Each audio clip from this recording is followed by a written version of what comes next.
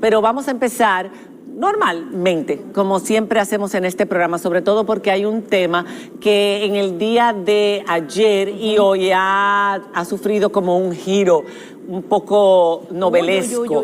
Está cada vez más complicado y como lo hemos estado hablando y es el país vecino e influye sobre lo que pasa en nuestro país y nos debe importar mucho, hoy hemos invitado a Edwin Paraison, el Monsieur Paraison, no sé si lo pronuncie bien, quien fuera cónsul general de Haití en República Dominicana, para que nos explique estas nuevas teorías sobre el magnicidio de Jovenel Moïse en Haití. Y cómo han caído en Haití, por supuesto. Exacto. Muy buenas noches, Monsieur Paraison. ¿Está con nosotros?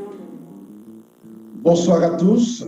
Ahí lo escuchamos. Merci, Monsieur. Un placer estar con ustedes. Merci, Monsieur. Ahora lo estamos viendo. Si nos pueden mover la pantalla un poquito hacia acá, lo agradeceríamos. Edwin, Gracias, Anderson. La revelación que hizo Noticias Caracol, un medio colombiano, que asegura que el primer ministro Claude Joseph está involucrado en el magnicidio. Según ellos, han tenido acceso a fuentes de la investigación y a lo que han dicho algunos de los exmilitares colombianos que están hablando con los investigadores. ¿Cómo ha caído esto en Haití y qué nivel de credibilidad le dan? Bueno, hay que decir que la historia presentada por Caracoles tiene algunas zonas que provocan interrogantes, porque viene con algunos aspectos que sobre lo que conocíamos desde un principio son totalmente contradictorios. Para darle dos ejemplos. Un primer ejemplo es que hablan de un colombiano muerto en la residencia del presidente. Y esto, pues las autoridades haitianas, el médico legista que levantó el cuerpo del presidente nunca presentó un informe para otro cadáver. Así que nunca se había hablado de que alguien murió fuera del caso del presidente. Eso quería decir, si alguien murió, un colombiano murió, que hubo un nivel de resistencia. Y no sabemos de esto.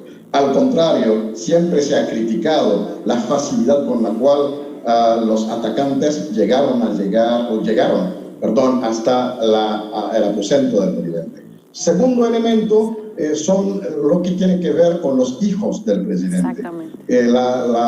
La historia de Caracoles habla o señala que los dos hijos se fueron a refugiar o a esconderse en el baño. Bueno, la verdad, la versión que conocemos desde un principio es que la hija más bien, es quien estaba en la casa. El varón estaba donde un amigo en Delmas mirando un partido de fútbol de la Copa América. Además de esto, hay un error en la fecha de inicio de la administración de Claude Joseph, que aparentemente se quiere confundir con Joseph Jout.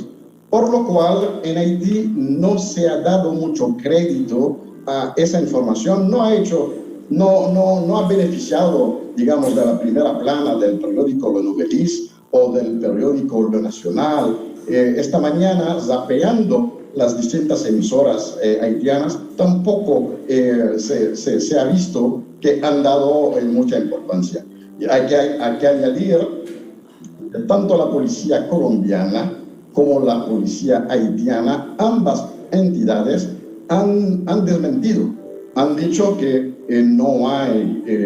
Pero se puede confiar en esa policía haitiana que está bajo el mando del primer ministro a quien se acusa ahora.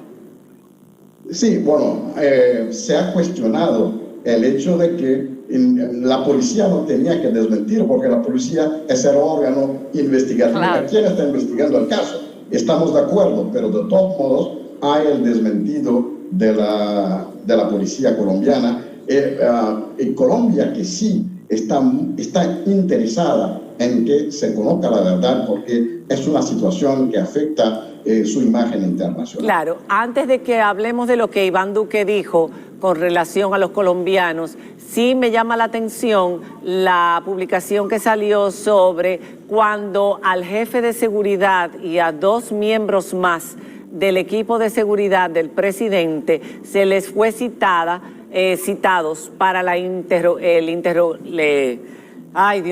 para interrogarlos, para los interrogatorios. Y uno de ellos aludió, el jefe de seguridad, que no podía asistir. Y los otros 2 también, pero luego fueron buscados. ¿Qué fue lo que pasó ahí claramente? ¿Qué es lo que se sabe? Porque desde el principio hemos dicho que nos ha parecido muy extraña la situación de las personas encargadas de la seguridad del presidente, que no salieron con ningún rasguño, que no pusieron resistencia, que permitieron, como decía usted el jueves pasado, que entraran armados al aposento de unos extraños, al aposento de la pareja presidencial. Y todo el mundo ha especulado mucho con relación a la participación de la seguridad del presidente. ¿Qué es lo último que se sabe con relación a ellos?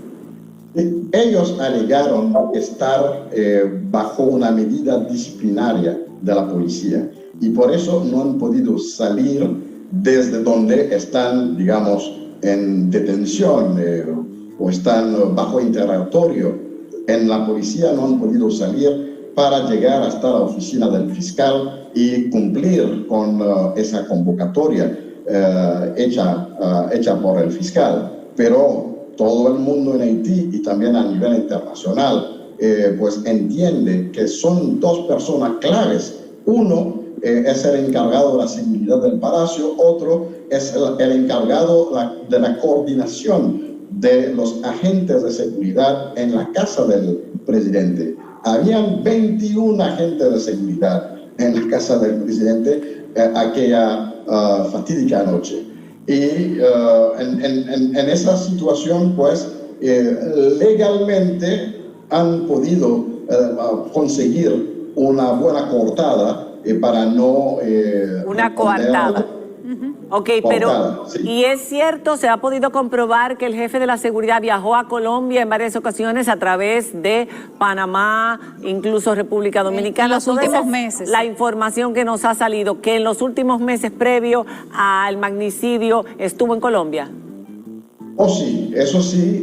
Esto, tanto de las autoridades colombianas se ha sabido, pero igualmente en los interrogatorios hechos a algunos de los acusados, la información se va a reducir y Colombia se ha comprometido en investigar mucho más lo que realmente el señor Dimitri Herrera fue a hacer en esos distintos viajes que incluyen Ecuador, Panamá y pasando por la República Dominicana. No que se haya quedado en la República Dominicana, pero muchos haitianos utilizamos la República Dominicana como país de tránsito para esos viajes. Edwin, la última vez que hablamos con usted, que fue la semana pasada, usted dijo que la primera dama sería una testigo clave cuando estuviera en disposición o en las condiciones para hablar.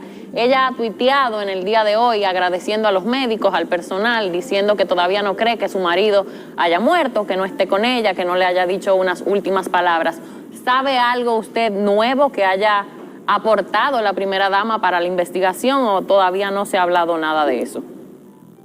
De acuerdo a lo que sabemos, todavía no. Todavía, si usted mira bien las fotos, son 2 fotos que se publicaron en su cuenta de Twitter, usted va a ver que su cara se ve la expresión de una persona que todavía está bajo shock, que todavía posiblemente, a pesar de...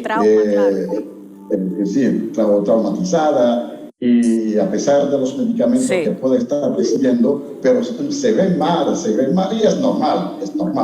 Y por eso ha cobrado mayor fuerza la duda que había con relación al audio que se le atribuyó y que fue distribuido durante el fin de semana pasado. Pero un órgano de prensa haitiano que se llama Aibo Post había enviado ese audio a 2 empresas por separado, 2 empresas que trabajan en lo de la inteligencia artificial.